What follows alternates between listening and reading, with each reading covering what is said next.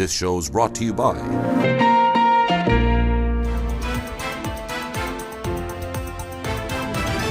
FAB may raise $500 million through green bonds, and UAE energy firms announced the financial closing of a massive reverse osmosis plant. You're watching the Daily Brief with Forbes. I'm Ramia Faraj. The UAE's largest bank by assets, First Abu Dhabi Bank, is reportedly planning to raise $500 million through the sale of 5-year green bonds.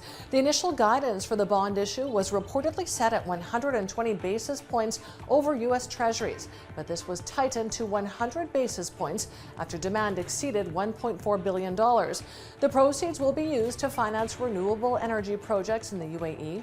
In recent months, FAB has been actively raising funds through debt sales.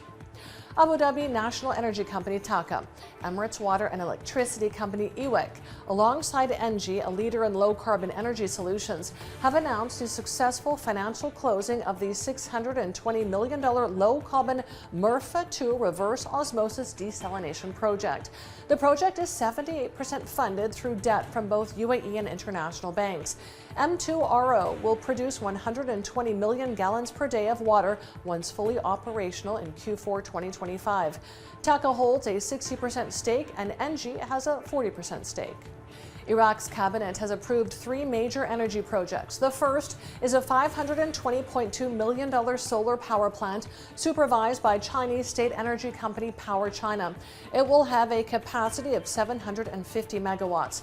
The second is a solar energy project between the Ministry of Electricity and France's Total Energies.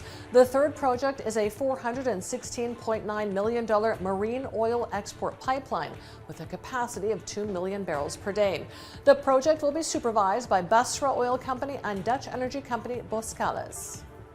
U.S. markets saw muted trade overnight following the agreement to suspend the U.S. debt limit and avoid a painful default.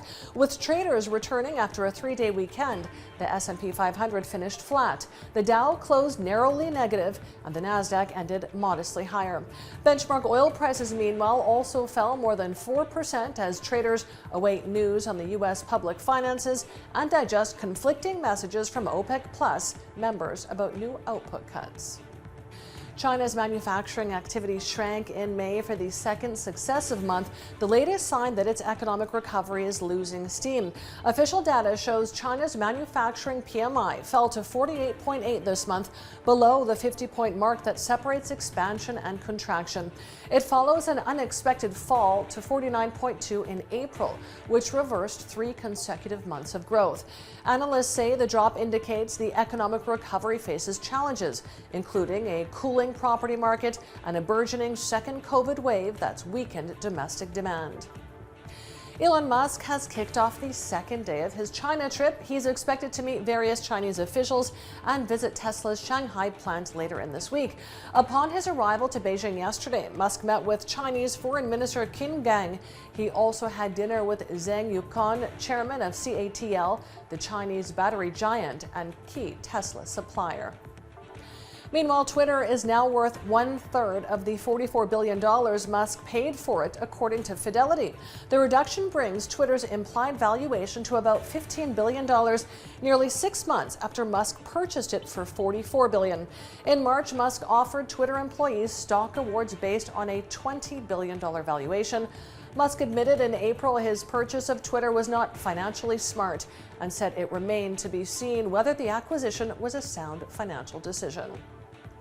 And an all-private astronaut team of 2 Saudis and 2 Americans, including the first Arab woman sent into orbit, have landed safely in waters near Florida, capping an 8-day research mission aboard the ISS.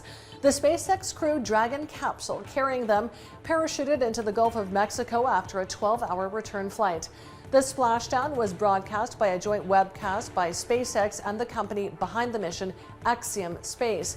The mission was executed at private expense by Axiom, which is a Houston-based venture. I'm Ramia Faraj. This is the Daily Brief. Thanks for watching. Bye for now.